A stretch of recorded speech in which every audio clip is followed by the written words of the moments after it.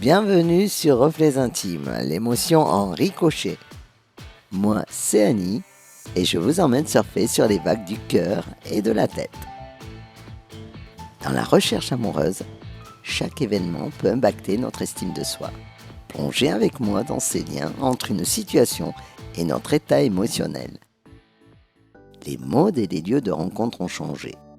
Comme vous, j'en suis témoin. Avec l'explosion des réseaux sociaux et l'isolement Covid, on a vu fleurir une multitude d'applications pour se rapprocher. Des applis pour tout. Pour sortir, danser, voyager, rencontrer, aimer. L'idée était belle. Et franchement, c'est pas gagné. Parce que vivre une relation amoureuse aujourd'hui, c'est un peu comme un abonnement en ligne. Facile à démarrer, difficile à résilier. Et parfois, on oublie pourquoi on a cliqué. Les rencontres naturelles sont tout autour de vous. Vous avez moins de 30 ans, le travail, les études sont encore pour vous le numéro 1 des lieux de rencontre. C'est l'INSEE qui le dit dans sa dernière enquête. Mais passé la trentaine, les études c'est fini. Les collègues, on les connaît par cœur. Et les amis d'amis, disons qu'on a déjà fait le tour. Alors on essaie autre chose, les applis de sortie de la région, histoire de faire des rencontres. Et vous en faites un tas. Génial! Vous rejoignez des communautés autour de la moto, de la rando, du sport. Pour moi, c'est la danse. Vos activités sont variées, les miennes aussi. Les bars à jeux sont l'occasion de rencontres. Les soirées à thème, les guinguettes, les bars à tapas, ambiance latino ou afro-antillaise, comme l'organise d'ailleurs mon amie Oriane. Moi aussi j'y vais. On pétille de joie, on sort, on danse, on rit, on espère. Et parfois oui, un regard, un sourire. Mais souvent c'est juste un bon moment, rien de plus. Et quand vous rentrez seul, la clé dans la serrure, vous redoutez la question qui revient. Pourquoi c'est si compliqué de se rencontrer pour de vrai? Alors on télécharge. Encore Badoo, Tinder, Mythic, Adopt, Happen. Une jungle à portée du pouce. Célibataire depuis plus ou moins longtemps, jeune ou pas, comme moi, vous y allez.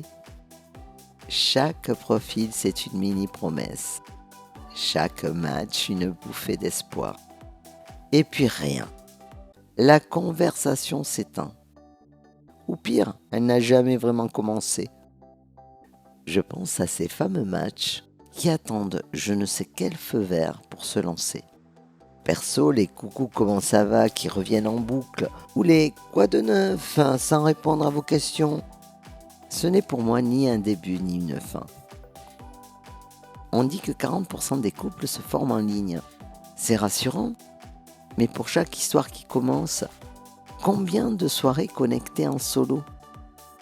À force, c'est un ascenseur émotionnel.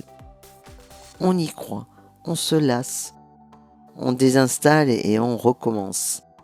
Les applis nous ont donné le pouvoir de choisir, mais plus on a de choix, moins on sait choisir. Et derrière l'écran, on oublie parfois qu'on parle à des humains. Des humains qui n'ont pas forcément les mêmes attentes, qui ne veulent pas juste aimer, ils veulent être vus, compris, reconnus. Le vrai problème, c'est pas l'outil, c'est le malentendu. On croit tous chercher la même chose, l'amour.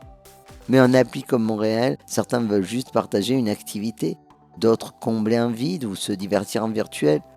D'autres encore cherchent à se prouver qu'ils peuvent plaire et ne veulent pas de relations amoureuses.